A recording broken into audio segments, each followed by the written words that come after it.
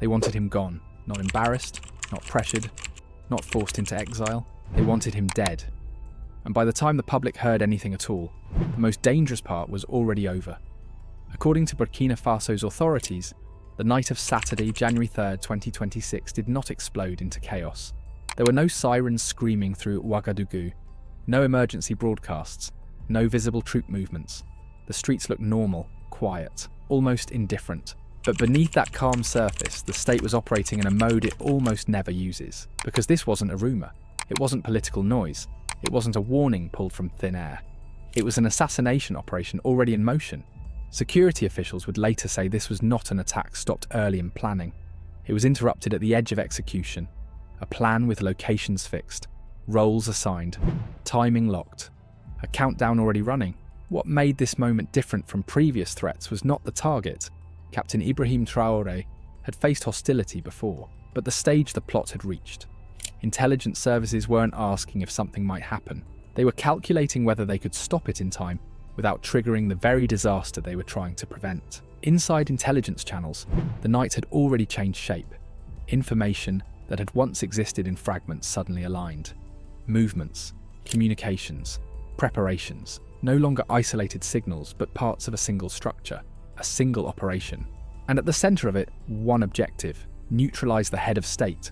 Authorities say the danger wasn't just intent, it was discipline. This was not a reckless attempt driven by emotion or symbolism. It was methodical, layered, designed to unfold quickly and leave almost no space for recovery. By the time security systems shifted into high alert mode, the plot had already passed the phase where monitoring alone could contain it.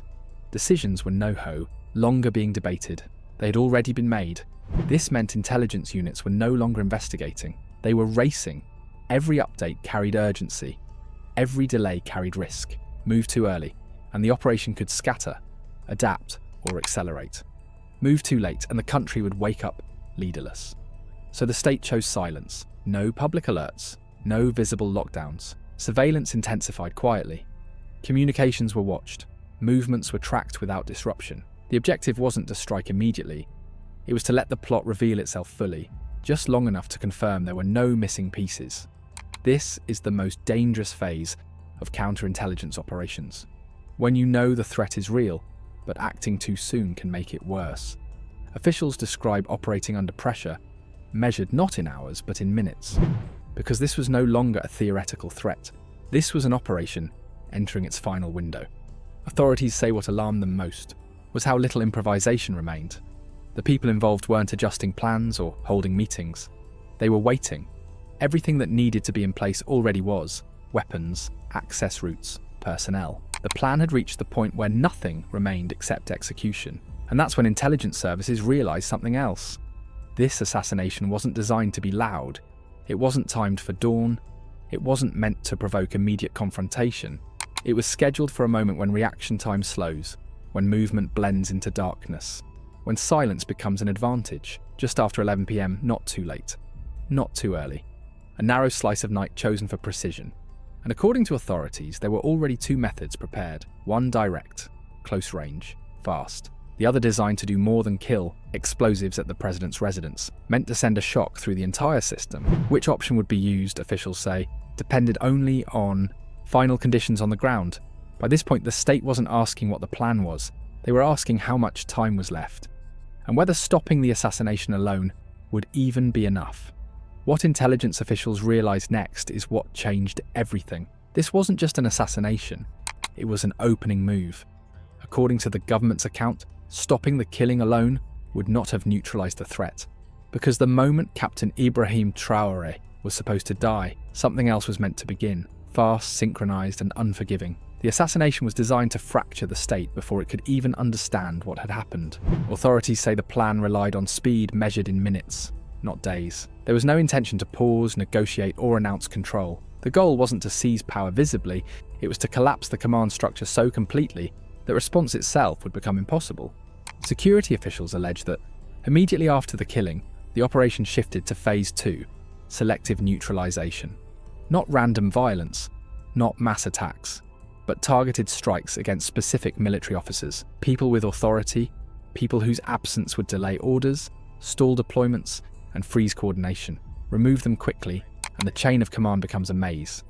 No clear successor, no calm voice, no immediate stabilizer. At the same time, authorities say civilian figures were also marked. The government has not released names but described them as symbolic targets, individuals whose sudden removal would amplify fear and signal collapse across institutions. This phase was not about numbers, it was about psychology. Shock layered on shock, confusion weaponized before clarity could form. What made this plan especially dangerous, officials argue, was what it deliberately avoided. There were no plans to seize television stations, no emergency announcements, no declarations of power, no attempt to explain anything. Silence was the strategy. Let rumours outrun facts. Let uncertainty paralyse decision-making. Let loyal units hesitate because they don't know what's real and what's coordinated. Authorities described this as a calculated gamble, that by the time dawn arrived, the damage would already be irreversible.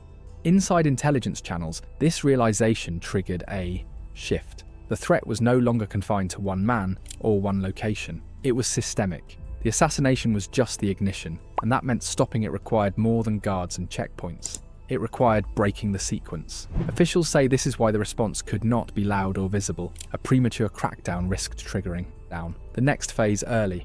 A single wrong move could have accelerated the plan instead of stopping it. So surveillance continued. Arrests were delayed. The state watched as the operation edged closer to its execution window, waiting for confirmation that every piece was in place. Not because they wanted it to proceed, but because moving without certainty could have been worse. And then intelligence analysts saw the final piece, the one move the entire plan depended on. They weren't just trying to remove leadership on the ground, they were trying to blind the state. According to authorities, the operation hinged on preventing Burkina Faso from seeing clearly in the critical hours after the assassination. That requirement explains why the plot extended far beyond the president's residence, away from public squares, toward a far more strategic target, the country's drone launch capability. Security officials allege this was not symbolic sabotage, it was tactical denial. Drones are how the state tracks movement at night, how it verifies reports, how it distinguishes chaos from coordination. Remove that capability, and the government would be forced to rely on fragmented ground reports, delayed communication, and guesswork. Officials describe this as the hinge of the entire plan. With leadership removed on the ground and eyes removed from the sky, the state would be reacting blind, not knowing where attacks were happening, not knowing whether they were isolated or synchronized, not knowing where to deploy first. Timing was everything. Authorities say this aerial denial was meant to occur immediately after the assassination, not before. Too early would raise suspicion, too late would be useless. The goal was to strike at the exact moment confusion peaked. And according to intelligence services, that moment was approaching, which raised one final question inside the state's security apparatus.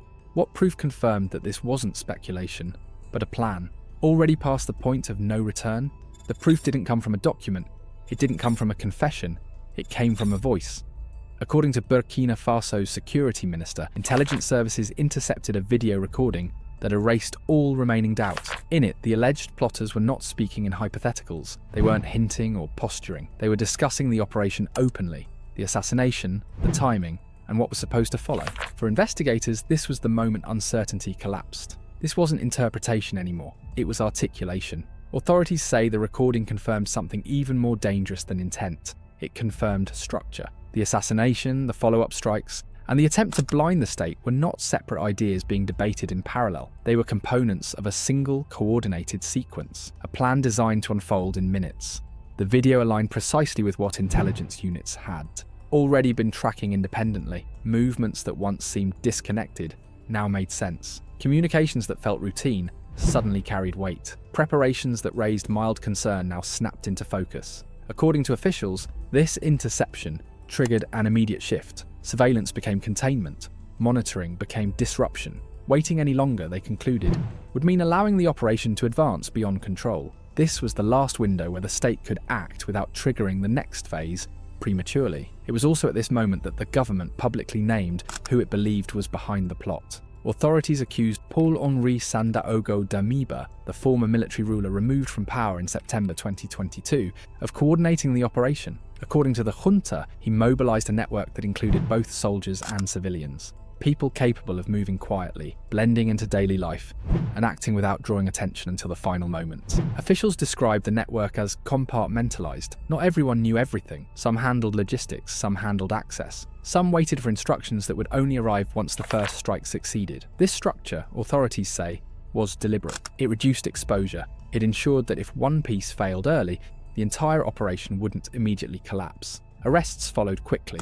The government has confirmed that several individuals were taken into custody, though it has not released names or numbers. Officials say investigations are still expanding, suggesting the network may have extended further than initially believed. Throughout this phase, the state's priority was control, prevent panic, secure evidence, isolate those involved without revealing how close the country had come to disaster. That is why authorities say the public announcement came only after the most immediate threat had been neutralized. But even with names, footage, and arrests, one question remained unanswered. Operations of this scale do not survive on ideology alone. They require resources, money to move people quietly, funds to secure equipment, cash to maintain silence across multiple actors who must trust that the plan will reach its end. According to the security minister, following the money answered what motive alone could not. In a televised address, he alleged that the operation was financed with 70 million CFA francs. Not promised, not pledged, but already delivered and circulating to support the plot through its final phase. That detail mattered, because funding transforms intent into capability. And then came the most explosive claim of all. Authorities allege the money originated in neighbouring Ivory Coast. No intermediaries were publicly named, no transfer routes disclosed. But the accusation was clear enough to elevate the case from an internal security threat to a regional issue with serious diplomatic implications. Officials argue that OIA funding explains the discipline of the operation, the confidence to coordinate multiple targets, the ability to mobilise both military and civilian actors without attracting attention, the ambition to plan not just an assassination, but a cascading sequence designed to unfold almost simultaneously. This was not desperation, it was preparation. Following the interception, arrests were carried out quietly. The government has deliberately avoided releasing details, saying it does not want to compromise ongoing investigations that are still identifying additional participants and support networks. What the state is doing now, according to officials, is mapping the full structure behind the plot. Who recruited whom? Who handled money? Who provided access? Who was waiting for orders that never came?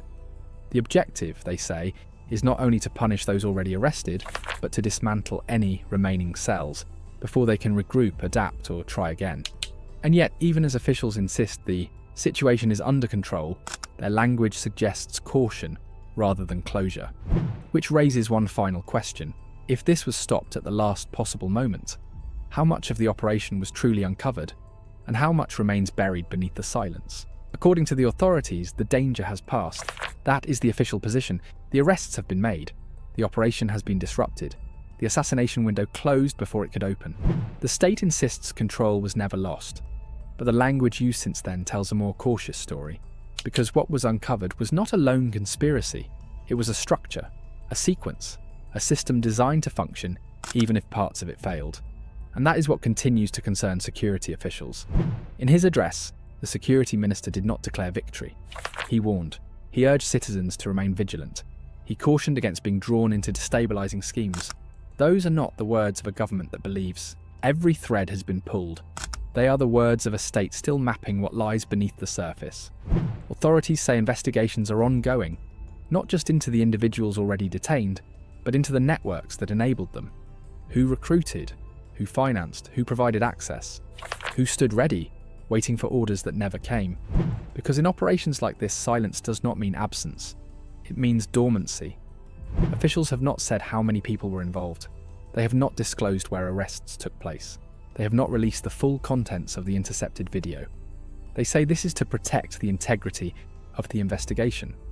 But it also underscores how close the country came to something irreversible. According to the government's own account, the plan was stopped not days before execution, not hours, but minutes. A narrow margin that left no room for error. If intelligence had arrived later, if confirmation had taken longer, if one decision had been delayed, the outcome could have been catastrophic. And that is what lingers now. because stopping a plan does not erase the conditions that allowed it to form. Ambition, grievance, external influence, internal fractures. These do not disappear when an operation fails. They adapt. Authorities insist that Burkina Faso's institutions remain intact, that command structures are secure, that the military is unified, that surveillance capabilities are operational. But the very nature of the plot, its emphasis on silence, speed, and confusion, suggests its architects understood something fundamental. That modern states do not always fall to force. They fall to hesitation, to blindness, to moments where no one knows who is in control. And for a brief window on January 3rd, that was the future being engineered. No declarations, no broadcast, no flag raised, just a vacuum. One that would have swallowed decision-making before clarity could return. The state says it stopped that future from becoming real. But questions remain. Was this network fully dismantled or merely disrupted? Were all funding channels identified, or only the ones closest to the surface? Were all participants uncovered, or only those closest to execution? No independent verification has yet been made public. No response has been issued by those accused of organising or financing the operation. The regional implications remain unresolved. What remains is the government's account, detailed, specific, and framed as a near miss rather than a distant threat.